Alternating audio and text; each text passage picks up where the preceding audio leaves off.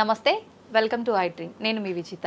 ప్రస్తుతం మనతో పాటు ఉన్నారు ఇస్కాన్ టెంపుల్ నుంచి ప్రణవానంద ప్రభుజీ. వారి ప్రవచనాల రూపంలో, వారి మాటల రూపంలో మనకు ఎన్నెన్నో మంచి విషయాలు ప్రతిసారి తెలియజేస్తూనే ఉంటారు.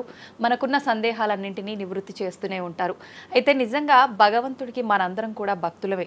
నిజమైన భక్తుడు అంటే ఎవరు, ఎలాంటి లక్షణాలు కలిగి ఉంటారు, మనం ఆధ్యాత్మిక మార్గంలో నడవాలంటే అసలు మన ప్రయాణం ఏ విధంగా మొదలవ్వాలి, ఇలాంటి విషయాల గురించి ఈరోజు మాట్లాడబోతున్నాం. ఇప్పుడు ప్రభుజీతో మాట్లాడి మరిన్ని విషయాలని నివృత్తి చేసుకుందాం. నమస్కారం ప్రభుజీ. నమస్కారం అండి. హరే కృష్ణ ప్రభుజీ. హరే కృష్ణ ప్రభుజీ. నిజంగా భక్తుడు అంటే ఎవరు ప్రభుజీ? భగవంతుడి పట్ల పరిపూర్ణమైన నమ్మకం ఉన్నవాడు భక్తుడు. సుఖాలు వచ్చినా, దుఃఖాలు వచ్చినా, అవమానాలు వచ్చినా, పొగడతలు వచ్చినా, మన జీవితంలో ఏ సిచ్యువేషన్ వచ్చినా సరే మనం భగవంతుణ్ణి ఆశ్రయించి ఆయన పట్ల నమ్మకం ఉన్నవాడు భక్తుడు. చాలాసార్లు ఏమవుతుందంటే అండి, మనకి మంచి జరుగుతున్నప్పటి వరకు వెరీ గుడ్, మనం చాలా భగవద్భక్తులం అని అంటే, కానీ ఏదన్నా చెడు జరిగిపోయింది ఏమనుకోండి, నాకెందుకు ఇలా జరిగింది, నేను ఇంత మంచివాడిని, ఆయన ఎందుకు అలా చేయలేదు, కాబట్టి ఈయన నాకొద్దు అని అంటారు చాలా మంది. మీరు ఆశ్చర్యపోతారు. అసలు నాకు నా భక్తి జీవితంలో చాలా ఇన్స్పిరేషన్గా అనిపించింది. నేను ఇప్పుడు మనకి తెలుసు పాలస్తీన్ ఇంకా ఇజ్రాయెల్లో వార్ జరుగుతుంది, గాజా అనే ప్రదేశంలో. అయితే ఒక ఆవిడ, అసలు చాలా వీడియోస్ చూశాను ఒకదాని తర్వాత ఒకటి, అక్కడ ఉండే వాళ్ళు మొత్తం ఫ్యామిలీ నష్టం అయిపోయినా, పిల్లలు చనిపోయినా, ఏం చేసినా సరే వాళ్ళు ఇలా అంటున్నారనమాట, ఏ అల్లా నువ్వు మాకు ఇది చేసావు కానీ మేము మాత్రం నీకు స్తోత్రం చేస్తాం. వాళ్ళ లాంగ్వేజ్లో వాళ్ళు చెప్తున్నారనమాట, నువ్వు ఏం చేసినా సరే మా మంచికే చేస్తావని నాకు తెలుసు, కాబట్టి ఇంకా ఇంకా మేము మిమ్మల్ని పొగుడుతూనే ఉంటాము. ఆ సిచ్యువేషన్లో కూడా అసలు ఆ నమ్మకం ఎలా ఉంది అని నాకు చాలా ఇన్స్పిరేషన్గా అనిపించింది. అరే ఎంత ట్రూ డివోషన్ వాళ్ళకి ఉన్నది, ఒక నమ్మకం వాళ్ళ దేవుడి పట్ల వాళ్ళకు ఉన్నది. కానీ మనం ఎన్నిసార్లు చాలామంది చూస్తుంటాం. మొన్న నాకు ఎవరో వీడియో పంపించారు, అందులో చెప్తారు, ఒక వెంకటేశ్వర స్వామి ఫోటో ఉంటుందన్నమాట, ఒక ఆవిడ చెప్తారు, ఓయ్ నేను చెప్పింది చేస్తావా లేదా, ఇంకో దేవుడిని తీసుకొచ్చి పెట్టేయాలనా అని అంటుందన్నమాట. అయితే నేను చూసి ఆశ్చర్యపోయాను అనమాట. మనకి ఎందుకు ఇలాంటి ఫేత్, ఇలాంటి నమ్మకం ఎందుకు లేదు? ఎప్పుడైతే మనం ఎంతైతే మనకి ఇన్వెస్ట్మెంట్ చేస్తామో అంతే రిటర్న్ వస్తుంది కదండి.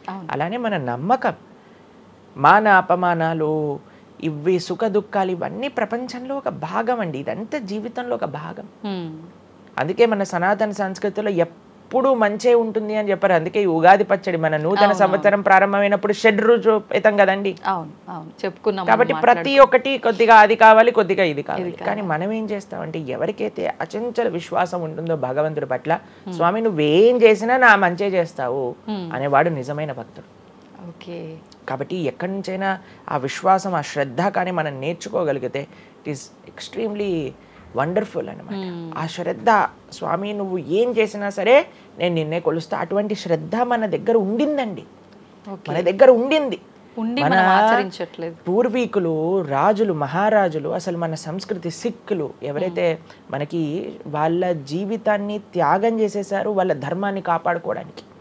మనం చూస్తాం. అసలు ఇప్పుడు ఏంటంటే అండి, నాకు అన్నిటికంటే బాధాకరమైన విషయం ఏంటంటే, ఈ ప్రజెంట్ డే యూత్ ఉన్నారు కదా, వాళ్ళకి మన దేశ సంస్కృతి గురించి తెలియదు, మన దేశ హిస్టరీ గురించి తెలియదు, మన కల్చర్ గురించి తెలియదు, మన ఆధ్యాత్మికత గురించి తెలియదు. తెలుసుకోవాలి అనే ప్రయత్నం కూడా చేయట్లేదు. ఎవరు అసలు దేశాన్ని కాపాడాలనుకుంటుంది? అసలు మన పూర్వీకులు మనకి ఎలాంటి సంపత్తిని ఇచ్చారు? ఏవో టీవీలలో వచ్చే చెత్త ప్రోగ్రాములు చూడటము, టైం వేస్ట్ చేసేయటము. ఇప్పుడు మాకు చెప్తున్నారు, ఎవరో బిగ్ బాస్ అనేదో ప్రోగ్రామ్ వస్తుందట. జనాలందరూ అసలు ఏమొస్తుంది చెప్పండి? మన జీవితంలో ఏదైనా మార్పు కలగలిచా? మనకి లేదు. ఎవడో ఒకటి చోట వాడు డబ్బులు సంపాదించుకుంటూ వాడు చేసే చెత్త పనులన్నీ మనం చూస్తూ ఉంటే, మనం వింటూ ఉంటే, దాని తర్వాత చూస్తే పర్వాలేదు, ఆ వ్యక్తుల పట్ల అపరిమితమైన ప్రేమను పెంచుకొని, ఒకళ్ళు నాకు ఈ మధ్య ఎక్స్ప్లెయిన్ చేస్తున్నారనమాట, ఒక్కొక్కళ్ళకి ఆర్మీ అని తయారైపోయి వేరే వాళ్ళని దూషించటం, వేరే వాళ్ళని తిట్టడం.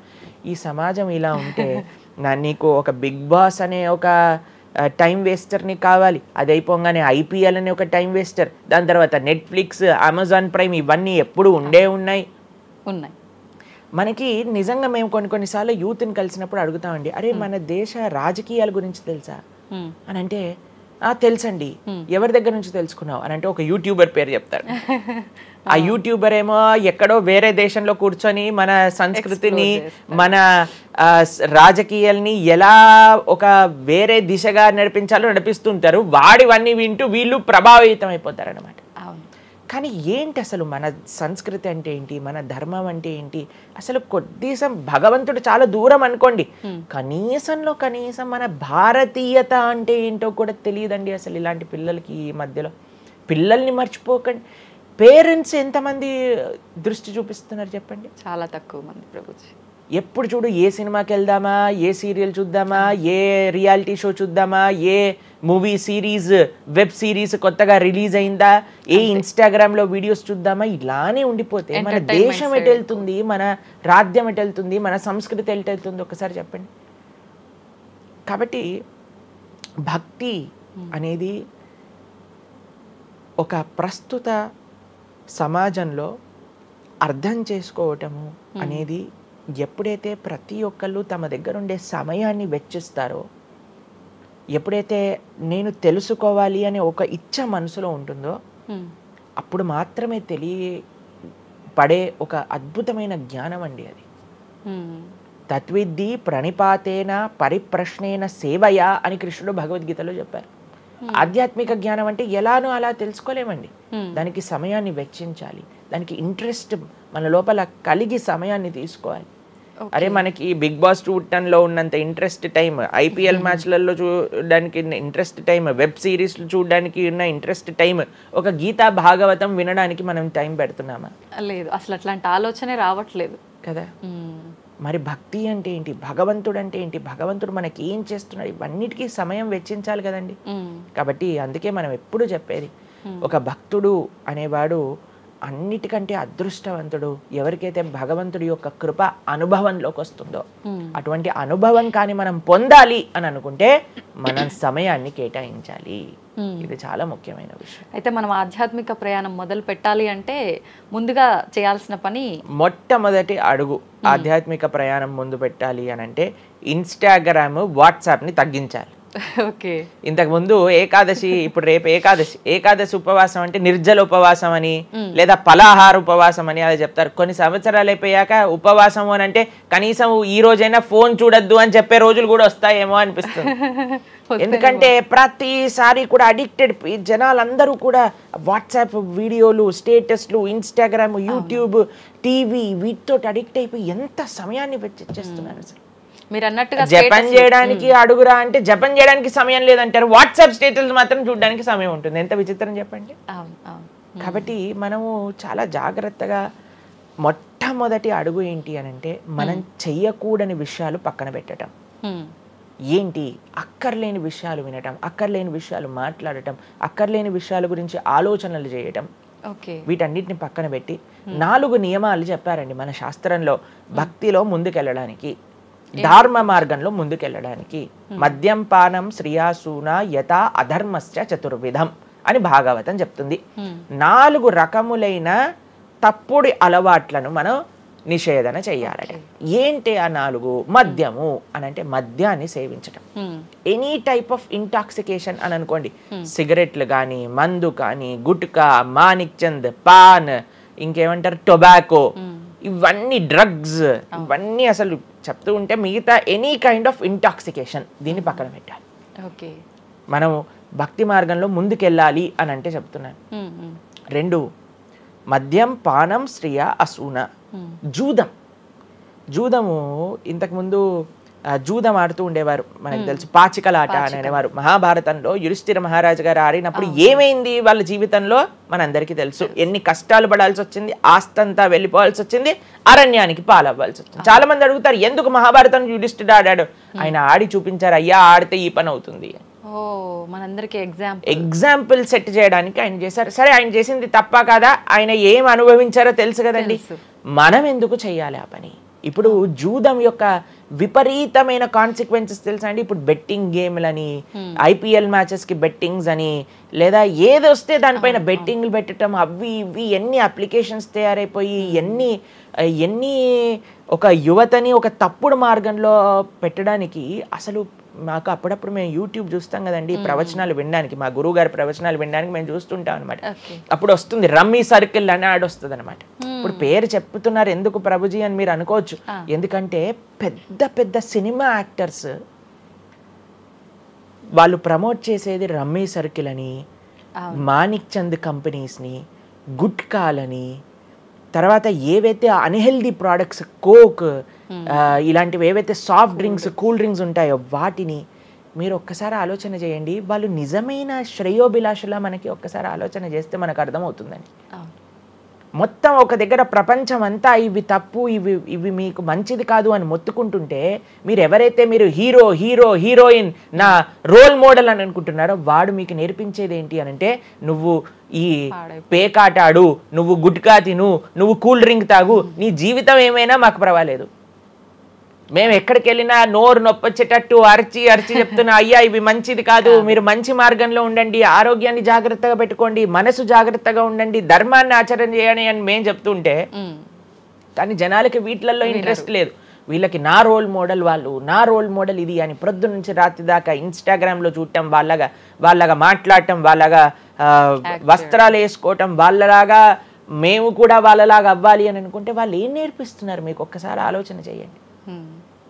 ఎంతమంది దేశంలో ఉండే యువత మొత్తం కూడా తప్పుడు మార్గంలోకి వెళ్తే మన భారతదేశ భవిష్యత్తు ఏం కావాలో ఒకసారి చెప్పండి. కాబట్టి ఫస్ట్ ఏమన్నా మనం ఇంటాక్సికేషన్, సెకండ్ గ్యాంబ్లింగ్ అని అంటారు, జూదం, ఏ ప్రకారమైన జూదమైనా సరే దాన్ని పక్కన పెట్టాలి. మూడవది మాంసాహారాన్ని సేవించటం, ప్రాణిహింస చెయ్యకూడదు, భగవద్భక్తి మార్గంలో ముందుకెళ్ళాలి, భగవంతుని తెలుసుకోవాలి అని అంటే మనం లాస్ట్ టైం దీని గురించి మాట్లాడుకున్నాం, మనం ఎక్స్ప్లెయిన్ చేసామన్నమాట క్లియర్గా ఎందుకు మనం మాంసాహారాన్ని స్వీకరించకూడదు అని. అది భౌతికంగా మనకి మంచిది కాదు, ఆరోగ్యరీత్యా మంచిది కాదు, ఎమోషనల్గా మంచిది కాదు, ఎన్వైరన్మెంటల్గా మంచిది కాదు, స్పిరిచువల్గా మనకి మంచిది కాదు అని ఈ రీజన్స్ అన్ని చెప్పాం. అయితే నిన్నటి రోజున మాకు ఆ వీడియో పంపించారనమాట. సరే ఏమున్నాయి అబ్బా కమెంట్స్లో అని చదువుతుంటే చాలా మంది అన్నారు, రోజు ఈ వీడియో చూడటం వల్ల మేము మాంసాహారం తినటం మానేసాము, మాకు క్లారిటీ వచ్చిందని చాలా కమెంట్స్ ఉన్నాయి. కొంతమంది ఏం రాశారు తెలుసా అండి, మరి ప్లాంట్స్కి, మరి ఆకుకూరలకి, తర్వాత మనం పండించే మొక్కలకు కూడా ప్రాణం ఉంది కదా అని. మీకు ఒక విషయం చెప్తాను, చాలా మంది ఈ ఆర్గ్యుమెంట్స్ చెప్తారండి, నాన్ వెజిటేరియన్ మానేసేయండి అని అంటే, మరి మీరు జీవహింస చేయట్లేదా, మీరు కూడా మొక్కల్ని కట్ చేస్తున్నారు కదా అని అడుగుతారు. ఇప్పుడు దానికి 2-3 విషయాలు మీకు ప్రస్తావన చేస్తాను. ఒకటి, మీరు పాలకూరని, గోంగూరని, తోటకూరని కొయ్యడానికి వెళ్ళినప్పుడు అది గట్టిగా అరుస్తూ చంపేయకు నన్ను, ఏదో ఒక రక్తం కారటం, అది ఇలా గార్లో ఎగరటం, ఇలాంటివి చేస్తుందా అండి? లేదు. ఎప్పుడైనా మీరు ఆపిల్ పండుని కొయ్యడానికి వెళ్ళినప్పుడు ఆపిల్ పండుని ఇలా అనగానే దాంట్లోంచి రక్తం చెట్టులో నుంచి దారాలుగా కారుతుంటుందా అండి? అదేమైనా గట్టిగా అరుస్తుందా అని కొంతమంది అంటారు, అది అరుస్తుంది మనకి వినిపించదు. మనకి ఒకసారి అర్థం చేసుకోవాలి, ఒక ప్రాణికి ఒక వెల్ డెవలప్డ్ కాన్షియస్నెస్ ఉన్న వ్యక్తికి, లేదా ఒక పర్సనాలిటీకి, లేదా ఒక ప్రాణికి, లేదా ఒక ప్లాంట్కి ఏంటి వ్యత్యాసము అనేది మనం తెలుసుకోవాలి. దాంతోపాటు ఇంకొక విషయం చెప్తాను, మరి ప్లాంట్స్ని తినచ్చు, యానిమల్స్ని తినకూడదు అని ఏంటి ప్రమాణము అనంటే, భగవంతుడు మనకి ఈ విషయాన్ని ప్రస్తావన చేశారు, స్వామి మనకి ఈ విషయాన్ని ఉపదేశం చేశారు. అయ్యా, నువ్వు కేవలం శాకాహారాన్ని మాత్రమే తినవచ్చును, సాత్విక ఆహారాన్ని మాత్రమే తినవచ్చును. ఎక్కడ చెప్పాడు భగవంతుడు? పత్రం పుష్పం ఫలం తోయం యోమే భక్త ప్రయశ్చతి. పత్రం పుష్పం ఫలం తోయం, నువ్వు ఫలములను, తర్వాత ఆకులను, నీటిని, పాలను, వీటితో సంబంధించినవి ఏవైనా సరే తయారు చేయొచ్చు, భగవంతుడికి నివేదన చేయొచ్చు, స్వీకరించవచ్చు. కాబట్టి మన శాస్త్రములు దేన్నైతే యాక్సెప్ట్ చేశాయి, ఇప్పుడు చెప్పాయనుకోండి, సరే ఈ ప్లాంట్స్లలో కూడా ప్రాణం ఉందయ్యా, ప్లాంట్స్ కూడా తినకు అని అంటే ఏం చేస్తామండి? గాలిని పీల్చుకుంటామా? సన్లైట్తో బతుకుతామా మనం ఏమన్నా ప్లాంట్స్ బతికినట్టుగా? ఏదో ఒకటి కావాలి కదా ఆహారం. కాబట్టి అన్నిటికంటే లీస్ట్ హింస, అహింస అంటే అన్నిటికంటే లీస్ట్ హింస ఎక్కడ ఉంటుందో అది కాబట్టి మనకి శాస్త్రం ఆమోదన చేసింది, నువ్వు ఈ ఏవైతే హర్బివోరస్ అని అంటారు చూడండి, ఏవైతే పశుపక్షాదులు కాకుండా ఏవైతే మొక్కలు ఉంటాయో, ఏవైతే ధాన్యం ఉంటుందో, ఏదైతే ఫలములు ఉంటుందో దాన్ని స్వీకరించు అని. తర్వాత రెండో ఆర్గ్యుమెంట్ ఏం చేస్తారో తెలుసా అండి, నాన్ వెజిటేరియన్ అనగానే మనం కానీ తినకపోతే వాటి పాపులేషన్ మొత్తం పెరిగిపోయి పెరిగిపోయి పెరిగిపోయి పెరిగిపోయి మనల్ని చంపేస్తుంది. అయ్యా, నువ్వొక్కడివి మారటం చేత ఏమీ అవ్వదు, అవును, మొత్తం మారిపోదు. ప్రపంచం ఎలా వెళ్తుందో కొంతమంది మూర్ఖులు ఉంటారు, ఎంత చెప్పినా మారని వాళ్ళు వాళ్ళ పని చేసుకొని ఇవ్వండి అంతే. భగవంతుడు బ్యాలెన్స్ ని తయారు చేశారండి, ఆ భగవంతుడు ఆ బ్యాలెన్స్ ని క్రియేట్ చేస్తారు. నువ్వు ఆ ధర్మాన్ని ఆచరించకుండా ఉండు. కాబట్టి 3 చూసాం ఏంటి, మద్యం, పానం, శ్రియ, సూన.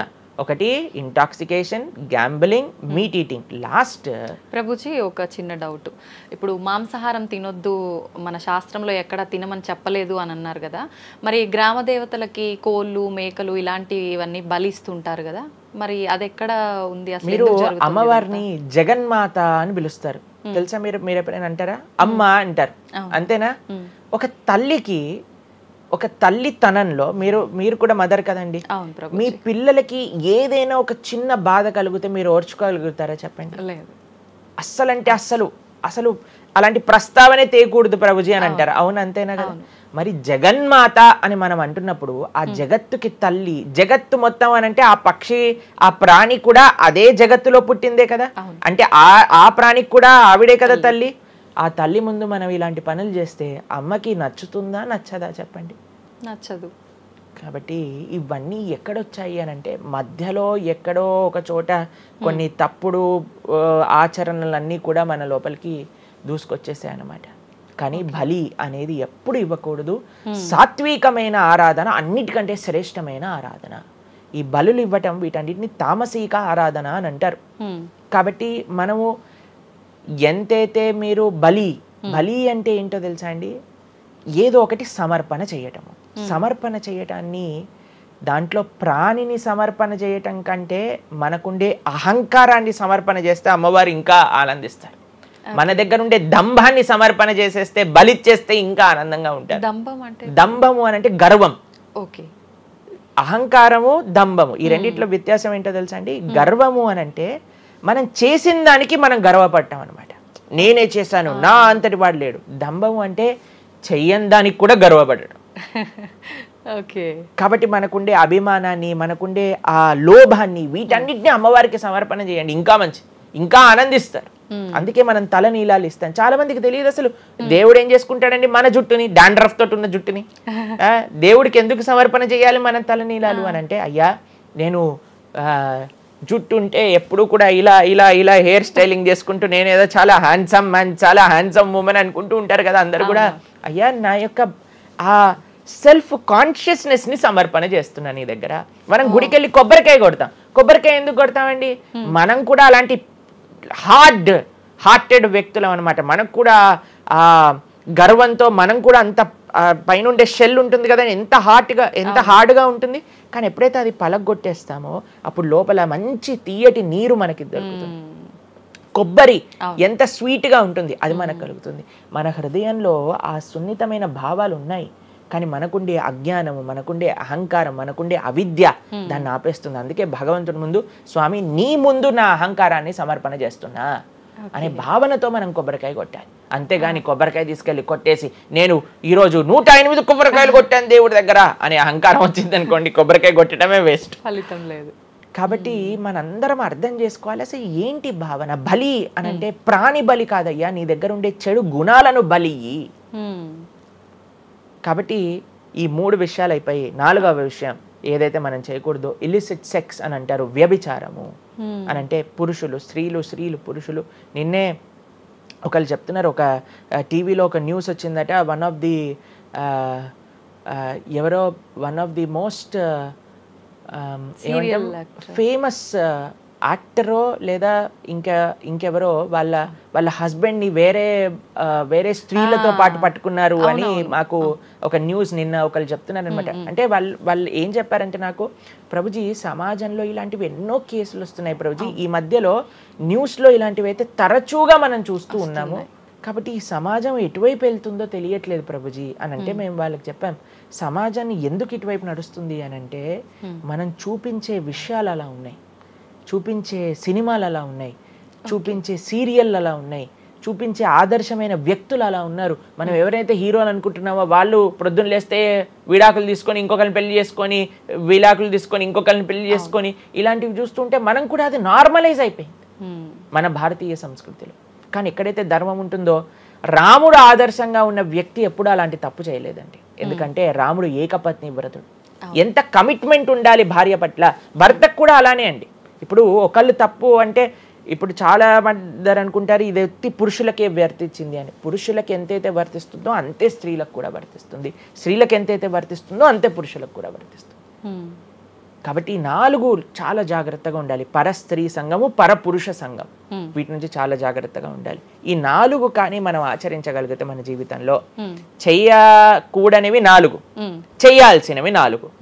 ఇప్పుడు మనం చెయ్యకూడనివి 4 గురించి విన్నాం కదా, చెయ్యాల్సిన 4 ఏంటో ఒక నిమిషంలో చెప్పేస్తా. మంచి భక్తుల యొక్క సాంగత్యం, మంచి పుస్తకాలు చదవటం, భగవన్నామాన్ని జపం చేయటం, మంచి ఆహారాన్ని స్వీకరించటం. ఈ 4 చేస్తే మనం డైరెక్ట్గా భగవంతుడి యొక్క శ్రీచరణాల దగ్గర ఉంటాం అనమాట. ఓకే, ఇవన్నీ జరగాలి అని అంటే మనం ఆధ్యాత్మికం వైపు మన మనసును మళ్ళించాలి. మనకి ఆధ్యాత్మికము అవసరము అని మనం తెలుసుకోవాలి. ఎప్పుడైతే తెలుసుకుంటామో మనం సమయాన్ని ఇవ్వగలుగుతాం. ఓకే ప్రభుజీ, జపం అని అంటుంటారు. నిజంగా జపం అంటే ఏంటి ప్రభుజీ? ఏ విధంగా జపం చేయాల్సి ఉంటుంది? జపము మనకి కలియుగంలో తరించడానికి మార్గం. కృతేయ ధ్యాయతో విష్ణుం త్రేతాయాం యజతోమకై ద్వాపరే పరిచర్యాయాం కలో తత్ హరికీర్తనం అని చెప్పారు. భగవంతుడి యొక్క నామ జపం అత్యంత శ్రేష్టమైనది. కృష్ణుడు భగవద్గీతలో ఏం చెప్తారో తెలుసా అండి, అన్నిటికంటే గొప్ప యజ్ఞం, యజ్ఞములలో నేను ఒక యజ్ఞాన్ని అని చెప్తారు. ఏ యజ్ఞం తెలుసా? యజ్ఞానాం జప యజ్ఞోస్మి అని భగవంతుడు చెప్తారు. అన్నిటికంటే గొప్ప యజ్ఞం జపం చేయడం అనమాట. ప్రతిరోజు జపం చేయాలి. మేము ప్రతిరోజు 2 గంటల పాటు జపం చేస్తాం ప్రొద్దున పూట. ఏంటి జపం చేయాలి? భగవన్నామాన్ని జపం చేయాలి. భగవన్నామము అత్యంత సులభంగా మనల్ని భగవంతుడి యొక్క కృపని తెచ్చిపెడుతుంది, భగవంతుడి యొక్క రియలైజేషన్ మనకిస్తుంది అనమాట. అందుకే హరిర్నామ హరిర్నామ హరిర్నామేవ కేవలం కలోర్ నాస్తేవ నాస్తేవ నాస్తేవ గతిరన్యదా అని చెప్పారు. అన్నిటికంటే శ్రేష్టమైనది ఎటువంటి రూల్స్ అండ్ రెగ్యులేషన్స్. ఇప్పుడు కొంతమంది అనుకుంటారు జపం అంటే చాలా రూల్స్ ఉండాలి, అది చేయాలి ఇది చేయాలి అని. ఏం లేదు, చక్కగా శుచిగా ఉండండి, శుభ్రంగా ఉండండి, భగవంతుడి ముందు దీపం పెట్టండి, కూర్చోండి, ఒక జపమాల పట్టుకోండి. హరే కృష్ణ కృష్ణ కృష్ణ హరే హరే, హరే రామ రామ రామ హరే హరే. సింపుల్ మంత్రం, ఎవరైనా చేయొచ్చు, ఎటువంటి కాంప్లికేషన్స్ లేదు. ఏ స్థితిలో ఏ అవస్థలో ఉన్న వాళ్ళైనా సరే చక్కగా జపం చేయొచ్చు. ఎటువంటి నియమాలు లేదు. ఎప్పుడైనా సరే చక్కగా భగవన్ నామానికి నియమం లేదు, మంత్రాలకి నియమాలు ఉన్నాయి, కానీ ఇది భగవన్ నామం. ఇటువంటి నామాన్ని కానీ మనం హరినామం అని అంటారు దీన్ని. ఈ హరినామాన్ని కానీ చక్కగా జపం చేయగలిగితే మనకి బ్రహ్మాండమైన ఫలితాలు, ఆ భగవంతుడి యొక్క కృప మనం ఎక్స్పీరియన్స్ చేయగలుగుతాం మన జీవితంలో. ఇప్పుడు మీరు చూడండి, నోట్లు ఎప్పుడైనా మనం లెక్క పెట్టామనుకోండి, ఎలా లెక్క పెడతారు తెలుసా? ఇలా 1 2 3 4 5 6 7 8 9 10 అని లెక్క పెడతారు, అంతేనా? ఏదైతే నోట్లు లెక్క పెట్టేటప్పుడు ఎప్పుడు మనం బయటికి లెక్క పెడతాం, ఎందుకంటే ఇది ఎప్పుడు బయటికి వెళ్ళేదే. కానీ జపం చేసినప్పుడు ఎలా లెక్క పెడతారో తెలుసా అండి? మీరు జపం చేస్తుంటే హరే కృష్ణ కృష్ణ కృష్ణ హరే హరే, హరే రామ రామ రామ హరే హరే అని లోపలికి అంటాం మాలని. నోటిని బయటికి అంటాం, జపాన్ని లోపలికి అంటాం లెక్క పెట్టేటప్పుడు. ఎందుకంటే ఇది ఎప్పుడు మనతో పాటు వచ్చేది ధనం, ఇది వెళ్ళిపోయే ధనం. కాబట్టి శాశ్వతంగా మన లోపలతో వచ్చే ధనం, జన్మాంతరాలకు కూడా మనల్ని ఉద్ధరింపజేసే ధనం ఏదన్నా ఉంటే అది భగవన్నామ జపం. నిజంగా ఎంత మంచి మాట ప్రభుజీ. అసలు ఈ లాజిక్ అర్థమే కాలేదు ఎప్పుడు మాకు. మీరు చెప్పేదాకా ఇంత లాజిక్ ఉంది అని అనిపించలే. చాలా మంచిగా చెప్పాము. ప్రతి ఒక్కళ్ళు చిన్న పిల్లల నుంచి, మా దాంట్లో మా గ్రూప్ లో మీరు చూస్తే చిన్న పిల్లల నుంచి వృద్ధుల వరకు అందరు జపం చేస్తారు. అంతెందుకండి, మీరు చూస్తారు హరే కృష్ణ భక్తులు దేశ విదేశాల నుంచి ఉన్న వాళ్ళందరూ జపమాల పట్టుకొని జపం చేసే వాళ్ళని మనం చూడట్లేదు. కాబట్టి మనకి ఎందుకు జపం రాదు? టైం వస్తుంది, టైం ఉంది. ఎక్కడెక్కడ టైం వేస్ట్ చేస్తున్నామో తెలుసుకుంటే ఎక్కడ దాన్ని యూటిలైజ్ చేయాలో తెలుస్తుంది. సమయంతో పని ఉందా ప్రభుజీ? ఏ సమయంలో అయినా ఏ సమయంలో అయినా చేసుకోవచ్చు, కానీ ప్రొద్దున పూట చేస్తే అత్యంత శ్రేష్టమైనది. ప్రొద్దున పూట మనం త్వరగా లేసి త్వరగా స్నానం చేసి త్వరగా జపం చేసుకోగలిగితే ఆ రోజంతా బ్రహ్మాండంగా ఉంటుంది. ధ్యానం కూడా చేస్తుంటారు చాలా మంది. జపానికి ధ్యానానికి వ్యత్యాసం ఏంటి? మనము భగవన్నామ మంత్రాన్ని నామాన్ని జపం చేస్తూ భగవంతుడి గురించి ధ్యానం చేయాలి. ఓకే. ఇప్పుడు జస్ట్ ధ్యానం, చాలా మంది మాకు కంప్లైంట్ చేస్తుంది, ఇప్పుడు ధ్యానం చేస్తే మనసు నిలకడగా ఉండట్లేదు, మనసు ఎక్కడికి వెళ్ళిపోతుంది, అక్కర్లేని ఆలోచనలు వస్తున్నాయి. ఇప్పుడు చూడండి, పిల్లవాడు అటు ఇటు ఇటు అటు కదులుతున్నాడు అనుకోండి, ఇంట్లో ఏయ్ అనగానే అయిపోతారు. అలా మన మనసు కూడా అటు ఇటు ఇటు అటు కదులుతూ ఉంటుంది. కానీ ఎప్పుడైతే మనం మంత్రంతో ధ్యానం చేస్తామో అప్పుడు మనసు ఇలా వెళ్ళిపోయింది అనుకోండి పక్కకి, హరే కృష్ణ అనగానే ఆ మనసు వచ్చేస్తుంది, వామ్మో వీడు కాన్షియస్గా ఉండండి నేను అటు ఇటు వెళ్తుంటే. కాబట్టి మనసు కూడా మనం ఆ నామం పట్ల మనం ధ్యానం చేయొచ్చు. ఎప్పుడైతే మనం నామాన్ని మంచిగా జపం చేస్తామో ఆ నామంలోంచే భగవంతుడి యొక్క రూపం, గుణం, లీల అవన్నీ కూడా ప్రకాశితం అవుతాయి. కానీ ఫస్ట్ మనం ధ్యానం నామం పైన పెట్టాలి. మన ఉచ్చారణ కరెక్ట్గా ఉందా, మనం చక్కగా ఆ నామాన్ని వింటున్నామా, దీనిపైన ధ్యాస ఉండాలన్నమాట. నిజంగా చాలా మంది ధ్యానం చేసేటప్పుడు ఆ ఏకాగ్రత అనేది రావట్లేదు, ఎన్నిసార్లు ప్రయత్నించినా అంటుంటారు కదా ప్రభుజీ. ఏం చేయాలంటారు ఆ ఏకాగ్రత రావాలంటే? ప్రాక్టీస్ చేయాలి. అభ్యాసేనతు కౌంతేయ, అభ్యాసం చేయాలి. ఇదేదో చాలా మంది ఏం చేస్తారు తెలుసా అండి, ప్రభుజీ నేను 3 రోజుల నుంచి జపం చేస్తున్నా కానీ నాకు ఆ రుచి కలగట్లేదు. అయ్యా 300 కోట్ల జన్మలు తీసుకున్నాం మనము, ఆ జన్మాంతరాల్లో ఉండే వాసనలు ఉన్నాయి కదా, కొద్దిగైనా మనం సమయం ఇవ్వాలి భగవంతుడి యొక్క నామం. ఇప్పుడు మురికి పట్టిన ఒక క్లాత్ ఉందనుకోండి, ఇంకులో ముంచేసిన క్లాత్ ఉందనుకోండి, దాన్ని ఇచ్చాను అనుకోండి, ఇప్పుడు ఒక్క ఉతుకుల్లో పోతుందా ఇంకంతా? ఒక ఉతుకు తర్వాత ఇంకో ఉతుకు తర్వాత ఇంకో కొద్దిగా వెళ్తూ ఉంటుంది, కొద్దిగా వెళ్తూ ఉంటుంది. కొన్నిసార్లు మనకి ఫస్ట్ 3-4 వాషెస్లో తెలియదు అసలు పోయిందా లేదా. పోతుంది కానీ మనకంత ఎవిడెంట్గా కనిపించదు. కానీ 10, 15, 20, 30 సార్లు అయ్యాక తెలుస్తుంది. 100 సార్లు అయ్యాక మళ్ళీ మనకి తెల్లగా ఆ క్లాత్ బయటికి వచ్చేస్తుంది. అలానే మనం కూడా ప్రయత్నం చేస్తూ ఉండాలి. ఎన్ని జన్మలు మనం మాయకి ఇచ్చేసి ఒక జన్మలో 3 రోజులు మనం భగవన్నామాన్ని జపం చేసి ఇప్పుడు నాకేం కలగలేదు అని అంటే ఎలా చెప్పండి? ఆ నిష్ఠ, సిన్సియారిటీ ఇవ్వాలి టైం మనకి. ఎలాగైతే మీరు టైం దీనికి ఇచ్చారో అలానే టైం భగవంతుడు కూడా ఇవ్వాలి. తప్పకుండా ఆ ప్రాసెస్లో తప్పలేదు. మన సిన్సియారిటీ ఎంత సిన్సియర్గా మనం చేస్తే అంత తొందరగా మనకు కృప అనేది లభిస్తుంది. ఓకే ప్రభుజీ, పునర్జన్మలు అని అంటుంటారు. పునర్జన్మలు ఉంటాయా? ఇందాక మీరు చెప్పినట్టు ఎన్నో జన్మల వాసనలు మనకి జన్మలో కూడా అవి ఉంటాయి అని చెప్పన్నారు కదా, ఆ వాసనలకు సంబంధించిన ఆ లైఫ్ని మళ్ళీ ఈ జన్మలో మనం అనుభవిస్తామా? తప్పకుండా. మీరు అంతెందుకండి, మీరే ఎన్నోసార్లు మీ జీవితంలో కొంతమందిని కలిసి ఉంటారు. వాళ్ళు చెప్తారు ఇది ఈ జన్మలోంచి కాదు, పక్కా వీడి పోయిన జన్మలోదే ఈ లక్షణం. ఎందుకంటే చాలా మంది అంటారు మా ఇంట్లో ఎవరండి ఇలా ఉండరండి కానీ వీడికొక్కటే ఈ గుణం వచ్చింది అని అంటూ ఉంటారు. మనం చాలాసార్లు చూస్తాం చిన్న పిల్లలకి వాళ్ళకి మనకు నేర్పించకుండానే ఒక టాలెంట్ వచ్చేస్తుంది. వాళ్ళు ఆ విధంగా నేను మొన్న బృందావనం వెళ్ళినప్పుడు మేము చూసాము, అక్కడ చిన్న పిల్లవాడండి, నాకు తెలిసి 3-4 సంవత్సరాలు ఉంటాయి, 250 కంటే ఎక్కువ ట్యూన్లలో హరే కృష్ణ మంత్రాన్ని పాడుతున్నాడు ఆయన. వాళ్ళ పేరెంట్స్ని అడిగాం, అయ్యా ఎలా నచ్చింది? ప్రభుజీ మేమేం తెలియదు ప్రభుజీ, చిన్నప్పటి నుంచి హార్మోనియం దగ్గరికి వెళ్ళి టిక్ టిక్ టిక్ టిక్ అనేవాడు, వాడే పాడుతున్నాడు, వాడికి మొత్తం హార్మోనియం ఎవ్వరు నేర్పించలేదు, వాడే పాడుతున్నాడు అని. అలా ఎన్నో. మీరు డాక్టర్ ఐన్ స్టీవెన్సన్, మీరందరూ ఇంటర్నెట్ ఉంది కదా, మీ అందరికి ఫోన్లు ఉన్నాయి కదా, డాక్టర్ ఐన్ స్టీవెన్సన్ అని నొక్కండి. 2500 కంటే ఎక్కువ కేసుల పైన ఆయన రీసెర్చ్ చేశారు. రీఇన్కార్నేషన్, పునర్జన్మ కలిగిన కేసెస్లో అనమాట. కాబట్టి మీరు జస్ట్ రీఇన్కార్నేషన్ కేసెస్ అని మీరు యూట్యూబ్లో టైప్ చేస్తే ఎన్నో వస్తాయి మీకు. కాబట్టి పునర్జన్మ ఉన్నది. పునర్జన్మ సిద్ధాంతాన్ని ప్రస్తావన చేసి వాటిని నమ్మకం ఉన్న వాళ్ళే సనాతన ధర్మానికి సంబంధించిన వాళ్ళు అనమాట. కాబట్టి ఏది కూడా మనకి స్పాంటేనియస్గా రాదు, అంతా కూడా కర్మ, what ever we do that comes around అనమాట. కాబట్టి ఈ పునర్జన్మ సిద్ధాంతం అనేది తప్పకుండా ఉన్నది. పునర్జన్మ ఉంటుంది, జన్మాంతరాల వాసనలు అనేవి ఉంటాయి. ఎప్పుడైతే మనం ఆధ్యాత్మిక సాధన, ఎప్పుడైతే మనం భగవద్భక్తి చేస్తామో ఆ వాసనలన్నీ కూడా తొలగిపోతాయి. మనం చక్కగా మంచి ధార్మికమైన వ్యక్తిలా మనం మళ్ళీ మారచ్చు అనమాట. ప్రభుజీ, పునర్జన్మ ఉంటుంది అని అనుకున్నాం మనం. అయితే పునర్జన్మ అంటే అంతకుముందు జన్మకు సంబంధించిన పాపం పుణ్యం ప్రతి ఒక్క దాని ప్రభావం ఈ జన్మలో ఉంటుందంటారా ప్రభుజీ? తప్పకుండా. చాలా మంది అంటారు ప్రభుజీ వాళ్ళు ఇంత పిచ్చి వాళ్ళు కానీ ఇంత ఆనందం ఎందుకు వస్తుంది అని అంటే, వాళ్ళు గత జన్మలో చేసిన పుణ్యం ఇప్పుడు వాళ్ళకి వస్తుంది, ఈ జన్మలో చేసే పాపం మళ్ళీ వస్తుంది. ఎవరు కూడా ఎస్కేప్ అవ్వలేరండి. ఇప్పుడు మీరు అనుకుంటున్నారు మనం బాధపడుతున్నాం, గత జన్మలో చేసిన పాపాన్ని ఇప్పుడు మనం అనుభవిస్తున్నాం, ఇప్పుడు మేము మంచి వాళ్ళం ప్రభుజీ, మీకు కూడా వస్తుంది ఆ ఛాన్స్. కాబట్టి ఈ కర్మ సిస్టమ్ ఏదైతే భగవంతుడు ఇది చేశారో దాని నుంచి ఎవ్వరు ఎస్కేప్ కాలేరు. ఆయన సిస్టమ్ చాలా పక్కా.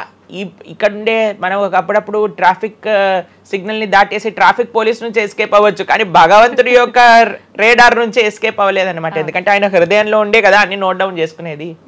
కాబట్టి తప్పకుండా గత జన్మ పుణ్యము గత జన్మ పాప ఫలితాలు ఈ జన్మలో అనుభవించాల్సిందే. చాలా మంది మమ్మల్ని అడుగుతారు, ప్రభుజీ నరకానికి తీసుకెళ్తారు కదా. ఆ నరకానికి తీసుకెళ్తారు, మరి నరకంలోనే అంత అయిపోగొడితే మళ్ళీ ఈ జన్మలో ఇవ్వటం ఎందుకు? ఇన్స్టాల్మెంట్లో వస్తాయి, ఈఎంఐస్ కింద కట్టాల్సి వస్తుంది అనమాట మన ఫలితాన్ని. కొద్దిగా నరకంలో, కొద్దిగా ఈ జన్మలో, మళ్ళీ వచ్చే జన్మ. ఒకటేసారి ఆ యొక్క ఫలితాన్ని కానీ ఇచ్చేస్తే మనం తట్టుకోలేము. కాబట్టి భగవంతుడి యొక్క కృప నిజంగా చెప్పాలంటే ఇన్స్టాల్మెంట్స్ లో వచ్చేది. ఇప్పుడు చూడండి, ఒకసారి 10 కోట్లు కట్టాలి అంటే అది ఈజీయా, లేదా ఇన్స్టాల్మెంట్ లో కట్టాలంటే ఈజీయా? అందుకే కదండి అందరు ఈఎంఐలు కావాలండి. అలానే పుణ్యము, అలానే పాపం కూడా. కొద్దిగా స్వర్గంలో అనుభవించు, కొద్దిగా ఇప్పుడు అనుభవించు, మళ్ళీ నెక్స్ట్ జన్మలో అనుభవించు. అది తప్పదు, ప్రతి ఒక్కరు అనుభవించాల్సిందే. లేకపోతే చెప్పండి, అసలు ఈ జన్మలో ఎందుకు కొంతమంది కష్టాలు అనుభవిస్తున్నారు? కొంతమందికి పుట్టుక నుంచే కష్టం వస్తుంది, కొంతమంది కొన్ని డిఫెక్ట్స్ తో పుడతారు. ఎందుకు? If God is equal to everybody, then why did God create different people differently అని అంటే భగవంతుడు తయారు చేయలే, భగవంతుడు ఇనిషియేట్ చేశారు ఆ సిస్టమ్ని. దాంట్లో మనం ఏ విధంగా చేస్తే ఆ కర్మ ద్వారా అలా మనం పుట్టవలసి వస్తుంది. కానీ మనము పాస్ట్ గురించి చింత, అయ్యో ఎన్ని పాపాలు చేశానో నాకు ఇది వస్తుంది, దీని గురించి చింత చేయకండి. అయ్యా నేను ఫ్యూచర్లో ఇది చేసి నేను ఇలా చేయబోతుంది, దాని గురించి పాడి. ఇప్పుడు నీ దగ్గర సమయం ఉంటే నువ్వు ఇప్పుడు ధర్మాచరణ చెయ్యి, ఇప్పుడు భగవంతుడిని ఆశ్రయించు, ఇప్పుడు ధార్మికంగా ఉండు. భగవంతుడు దాన్ని దీన్ని రెండింటినీ తీసేస్తారా, ఆయన యొక్క లోకానికి మనం వెళ్ళవచ్చు. కాబట్టి భగవంతుడు అదే చెప్పారు, సర్వధర్మాన్ పరిత్యజ్య మామేకం శరణం వ్రజ అహం త్వాం సర్వ పాపేభ్యో మోక్షయిష్యామి మా శుచ. ఇది భగవంతుడు ఇచ్చిన ఒక ఆశ్వాసన భగవద్గీతలో. అన్నిటినీ వదిలిపెట్టేసాయి, అన్ని రకాల చెడు వస్తువుల్ని, అన్ని రకాల మంచి, నువ్వు నాకు శరణు వేరు, నేను నీ పాప పుణ్యాలు మొత్తం తీసేస్తాను. యద్గత్వా న నివర్ధంతే తద్ధామ పరమం మమ. భగవంతుడి దగ్గర నుంచి చేరుకున్నాం అనుకోండి, మళ్ళీ ఈ ప్రపంచంలో ఈ యొక్క కష్టాలు ఉండే ఈ నేలపైన మళ్ళీ రావాల్సిన అవసరం లేదు. స్వామితో బ్రహ్మాండంగా స్వామి యొక్క సేవలో సుఖంగా ఉండొచ్చు మనం. అయితే ప్రభుజీ చాలా మంది చెప్తుంటారు, అన్ని అనుభవించండి తప్పదు అన్నప్పుడు ఎందుకు భగవంతుని ఆరాధన చెయ్యాలి అని. వాళ్ళందరికీ ఇది మంచి సమాధానం ప్రభుజీ. నిజంగా చాలా మంది ఇదే అంటుంటారు, అంతే కదా, ఎంత భగవంతుని ఆరాధించినా ఈ కష్టాలు తప్పట్లేదు, అసలు లైఫ్ ఏం చేంజ్ అవ్వట్లేదు, మనశ్శాంతి లేదు, ఎందుకు అసలు ఆరాధించాలని చెప్పి అసలు భగవంతుని పూజించడం కూడా మానేస్తుంటారు. మళ్ళీ ఇప్పుడు ఆపేస్తే మళ్ళీ నెక్స్ట్ ఏంటి అని ఆలోచన చేయాలి. కాబట్టి ఇప్పుడుండే వాటితో మనం ఇది చేసామనుకోండి, ఇంత ధర్మాచరణ కూడా ఆపేశారనుకోండి, ఇంకా ఆ పుణ్య పాప ఖాతాలు అలానే పెరిగిపోతూ ఉంటాయి. కానీ చిట్ట చివరికి వచ్చేది ఈ ప్రపంచంలోకే కదా. కాబట్టి మనకి చెడు చేయటం పనికిరాదు, కేవలం మంచి చేయటం కూడా పనికిరాదు. భగవద్భక్తి అన్నిటికంటే టాప్ మోస్ట్.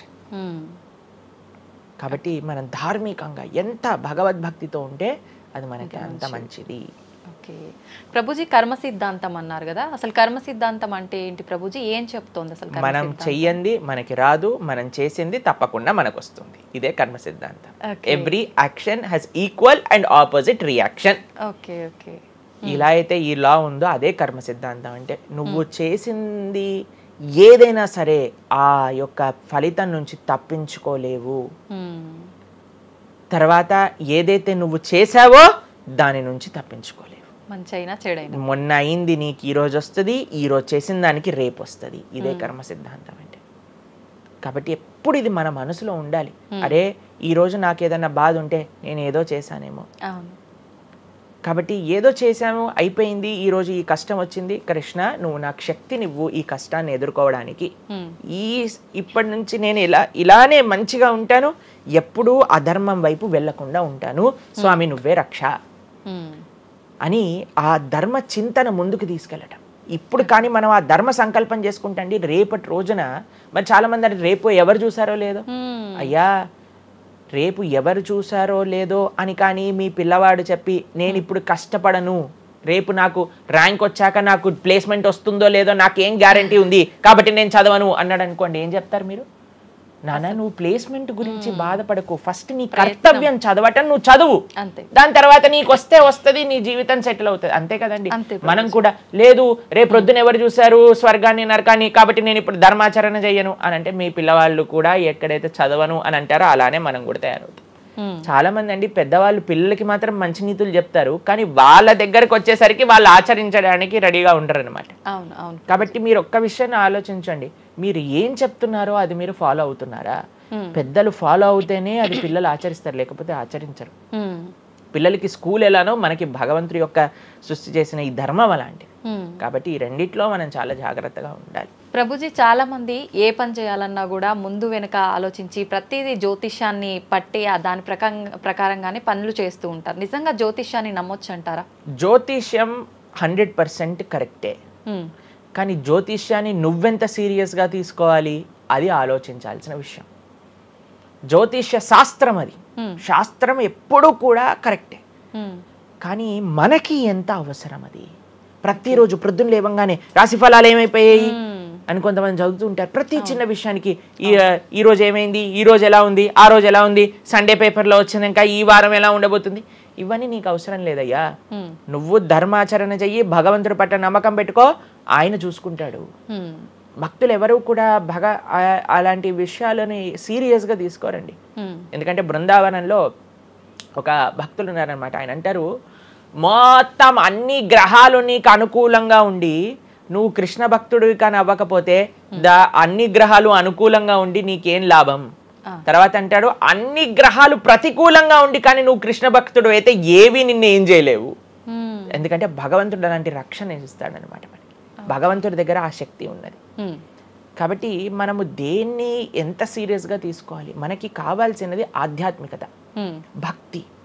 భగవంతుడి గురించి విన్నామా, భాగవత రామాయణాదులు శ్రవణం చేశామా, స్వామికి ఆరాధన చేసుకున్నామా, ఆలయానికి వెళ్ళామా, గోసేవ చేశామా, ధార్మికంగా ఉన్నామా, ఎవరికి ఏం చెడు చేయలేదా, మంచి అందరి గురించి కూడా మంచి ఆలోచిస్తున్నామా, ఒకళ్ళతో మంచిగా మాట్లాడుతున్నామా, ఎవరికి చెడు చేయట్లేదా, ఇంతవరకు నీ ఆలోచన ఉంటే సరిపోతుందండి.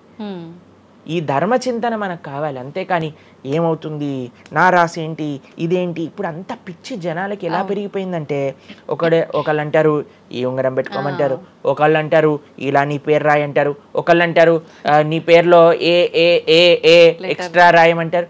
ఇవన్నీ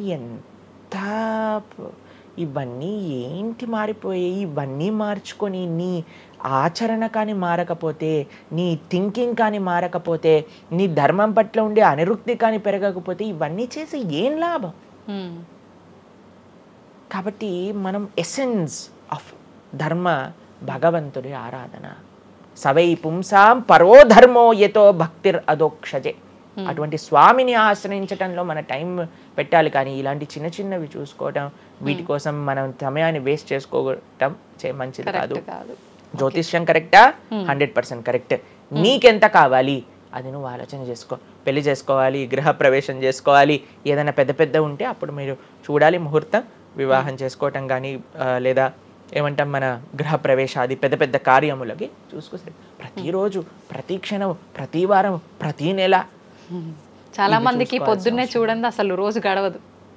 ఇలాంటి పిచ్చి పనులు ఆపాలి. ఫస్ట్ ప్రొద్దున పూట లేచి భగవంతుడి దగ్గరికి వెళ్ళి భగవంతుడికి నమస్కారం చేసి జపం చేసుకొని ధ్యానం చేసుకొని ఆలయానికి వెళ్ళి దర్శనం చేసుకొని భగవత్ చింతనలో ఉండండి. రోజులో ఏ కష్టం వస్తుందో దాన్ని ఎలా ఎదుర్కోగలో ఆ శక్తిని వస్తుంది.